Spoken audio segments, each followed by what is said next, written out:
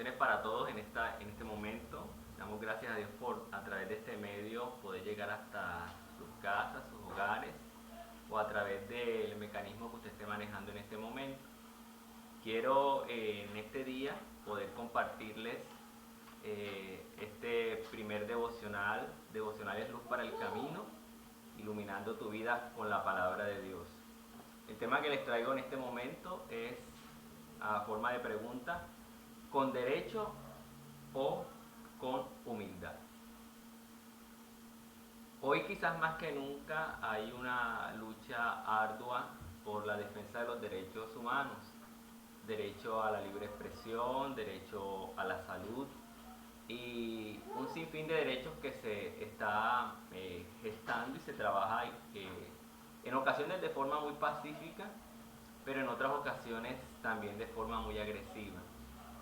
Y en algunas de ellas olvidando el trato al prójimo y aún el trato y el respeto hacia nosotros mismos. Por ejemplo, una persona que tiene problemas de salud, digamos una persona con problemas de azúcar, puede llegar hasta una EPS y luchar por sus derechos, su derecho a la salud.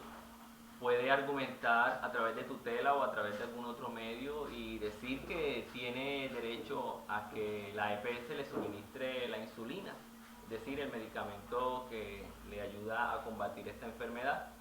Pero si esa misma persona diariamente toma gaseosas o come galletas con altos contenidos de azúcar, de nada le vale que esté entonces luchando por ese derecho a recibir un medicamento si no está teniendo en cuenta su deber primordial, que es respetar su propia vida. Y así podrían haber infinidades de ejemplos sobre este desbalance que hay entre la lucha por nuestros derechos y la falta de compromiso con nuestros deberes. Desafortunadamente en la iglesia cristiana también ha entrado este mismo pensamiento. El demandante, el Hijo de Dios, el cristiano, el conocedor de la palabra, y el demandado, nuestro Dios. Muchos cristianos se acercan a Dios reclamando sus promesas, reclamando que por ser hijos tienen derecho a recibir todas las bendiciones del Señor. Y sí quiero aclarar algo, y es lo siguiente: como hijos de Dios somos merecedores de sus bienes, de sus gracias, de sus bendiciones, pero una cosa es pedirle a Él en oración, en súplica, en ruego, y otra cosa es reclamar a Dios con a veces un tono, digamos, egoísta o un tono agresivo, como si Dios tuviera la obligación de cumplir todo lo que nosotros decimos.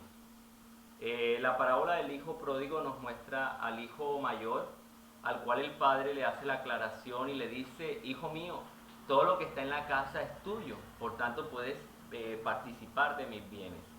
Entonces creo fielmente que como hijos de Dios somos participantes de todo lo que Dios ha creado para beneficio nuestro.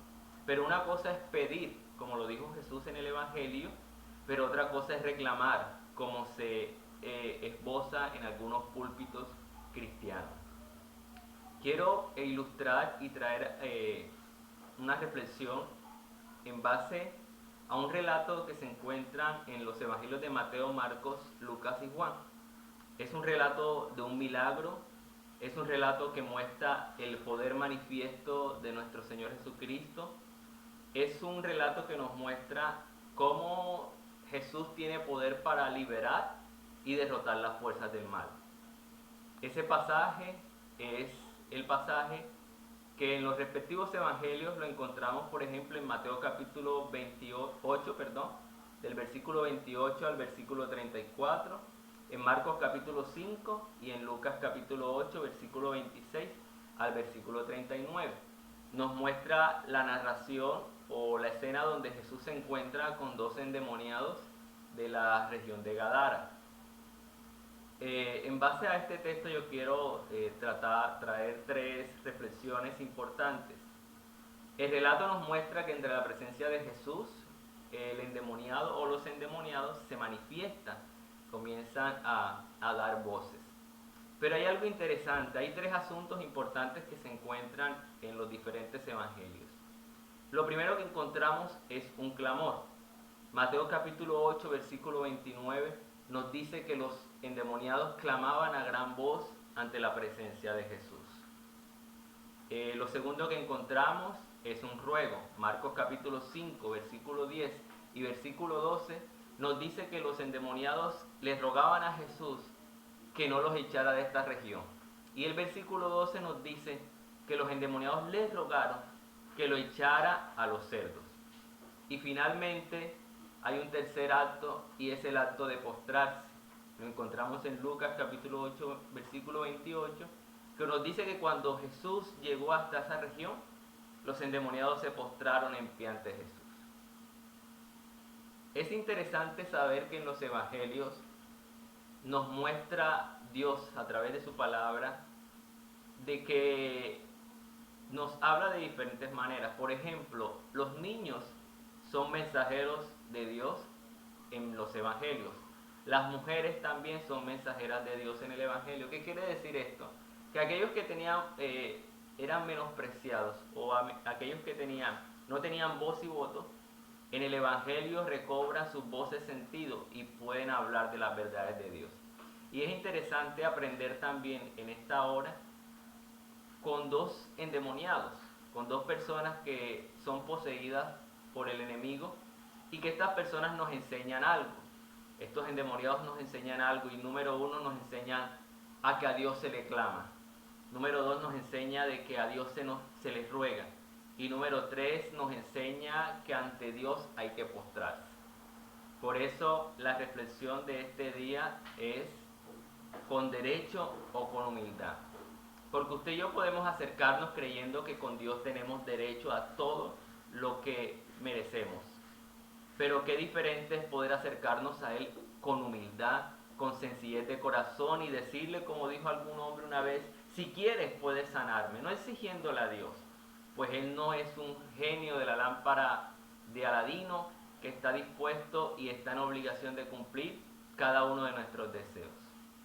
Estos espíritus malignos podemos aprender de ellos, aprender de que cuando nos acerquemos a Dios debemos acercarnos clamando, con una intención genuina.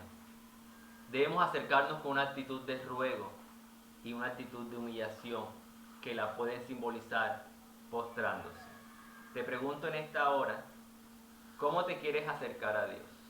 ¿Con derecho o con humildad? Su palabra enseña que al altivo Él lo mira de lejos, pero al humilde Él lo exalta. Acércate hoy a Dios, no con derechos, aunque eres hijo de Dios, conocedor de la palabra, acércate a Él con humildad.